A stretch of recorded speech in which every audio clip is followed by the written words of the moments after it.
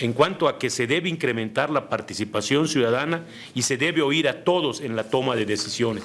Y aquí me parece que lo que revela fundamentalmente esta afirmación, y me voy a permitir leer textualmente lo que en su página 151 el libro dice, en una de las tantas propuestas que el doctor hace, dice: propuesta que la educación en México se imparta conforme a la nomología poleteya del pueblo, la cual se supone está en armonía con nuestra norma rectora, la Constitución de México, lo cual es tarea de todos, personas, ciudadanos, autoridades y medios que manipulan la opinión pública. Segundo, incrementar la participación ciudadana en las elecciones y en la toma de decisiones de gobierno, así como en los procesos legislativos, a través de promover la educación formal, no formal e informal en aspectos cívicos, de gobierno e interés general. Introducir formas de participación ciudadana en las tomas de decisiones de gobierno y en las legislativas. Y tercero, determinar, preservar y controlar constitucional y legalmente los valores y principios constitucionales en México con la participación ciudadana, y señalo, entre comillas, educada, consciente, responsable y participativa. Este es un ejercicio en el que el Poder Legislativo, les quiero decir, se ha ido implementando de manera paulatina con los foros de consulta que se han venido realizando. A todos les queda claro que ha habido un esfuerzo del Poder Legislativo para escuchar a la sociedad a través de los diversos foros que hemos venido realizando. Como bien lo detectó y lo expuso en esta obra el autor, existen valores paradigmáticos en cada constitución que atienden a su problemática particular. Atendiendo, por ejemplo, a la garantía de igualdad y al bien jurídicamente tutelado de esta, podemos encontrar un deber ser, una hipótesis que los constituyentes en abstracto dejaron establecido en la Carta Magna.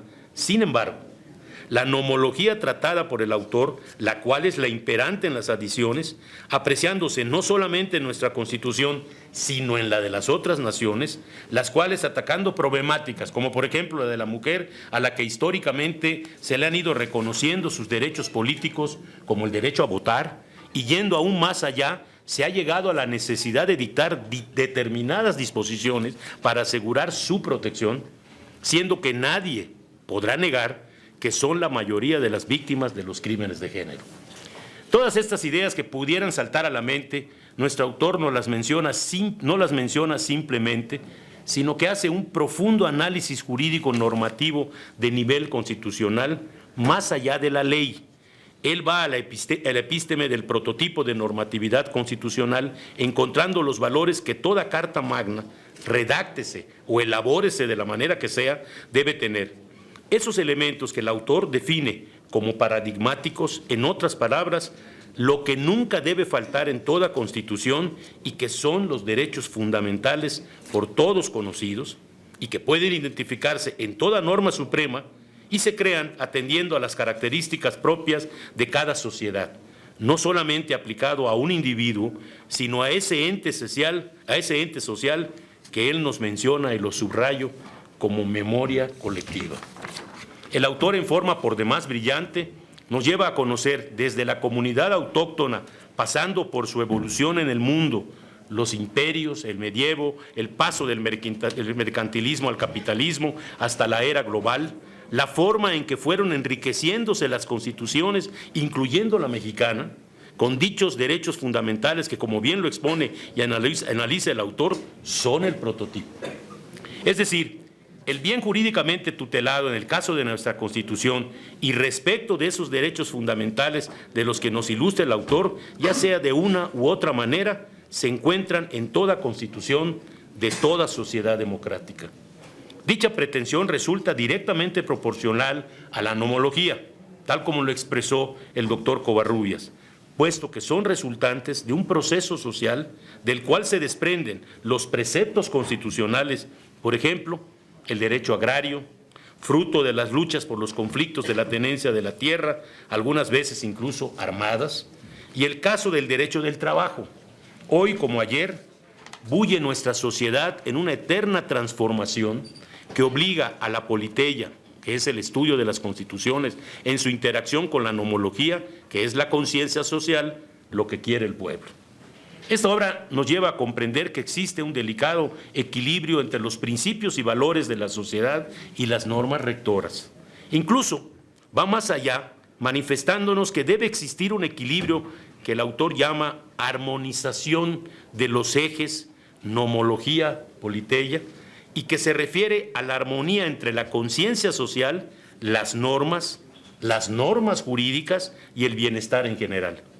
El autor nos cuenta la historia de un pueblo que más bien en cada logro de un precepto a nivel constitucional queda plagado de cicatrices al no encajar la politeia. El crear una constitución cuya teología es armonizarse con el querer de una sociedad que se construye a base de sus costumbres, intereses y particularidades, pero que lamentablemente no se ha logrado armonizar con las normas que la rigen, y es por esto que la magna obra del doctor Covarrubias debe motivarnos a ese equilibrio. En resumen, esta obra no necesitaría mayores comentarios, ya que la misma por sí sola habla, y estoy seguro que será un referente obligado para el que esté interesado en el derecho constitucional. Incluso me atrevo a declarar que debiera ser lectura obligada de todo estudiante universitario de la cátedra en la materia.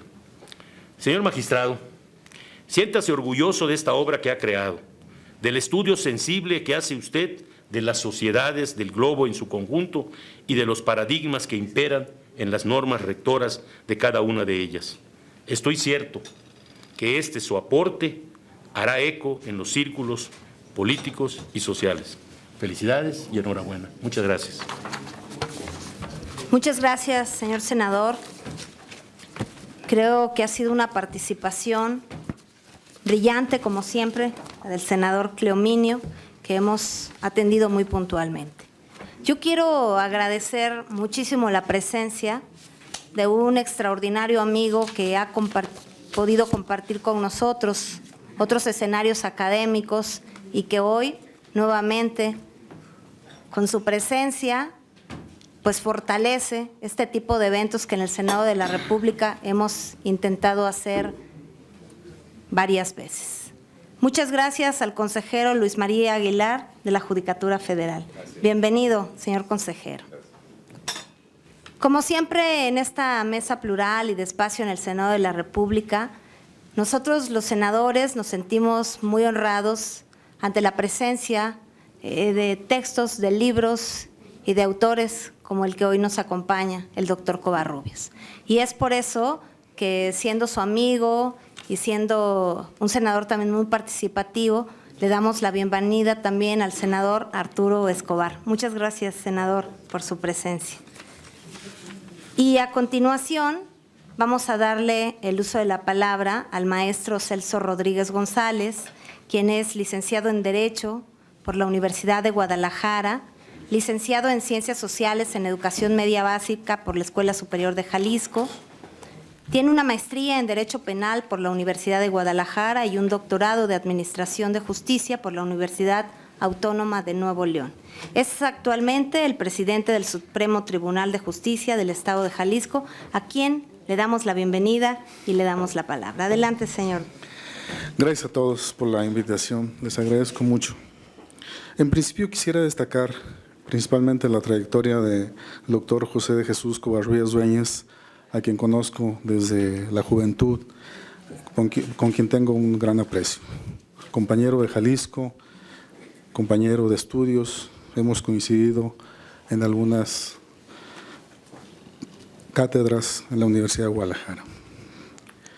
Es un excelente jurista jalisciense que se ha distinguido siempre por buscar y llevar a cabo siempre una labor académica profesional. Este trabajo, bueno, me parece que es un interesante esfuerzo, es producto del sacrificio y de investigación permanente que ha llevado a cabo Jesús a partir desde estudiante, que siempre eras muy inquieto y que de alguna manera siempre buscabas ser el más estudioso de nuestra época de estudiantes. También quiero decir que él es más joven que yo, su hermano fue mi compañero de generación en la licenciatura de abogado, pero siempre había un acercamiento, siempre veíamos en Jesús una persona inquieta y que siempre buscaba compartir sus conocimientos con todos nosotros. Y bueno, no fue la excepción, también ahora lo hace a través del Estado, a través del país. Y con esta obra, bueno, me parece que es muy interesante. Sin embargo, bueno, creo que ya poco se puede decir, han dicho todo los que me antecedieron en la voz. Pero sin embargo, quisiera yo resaltar sobre todo la importancia de que el doctor pues quiere que en esta Constitución que él prevé sea verdaderamente una Constitución que tome en cuenta a la sociedad, que tome en cuenta a la manera de pensar, a la manera de educación de nuestro pueblo, a las creencias, a los usos, y que eso se incorpore en la Constitución. Si bien es cierto que de alguna manera vemos que en la Constitución ya aparecen estos conceptos, pero él lo remarca de una forma extraordinaria, donde dice, bueno, no solamente que aparezca como letra en la Constitución, sino también que en la Constitución, aparte de aparecer como letra, aparezca también en la práctica y que verdaderamente se dé en la sociedad mexicana. Eso me parece extraordinario. También hay otras aportaciones importantes.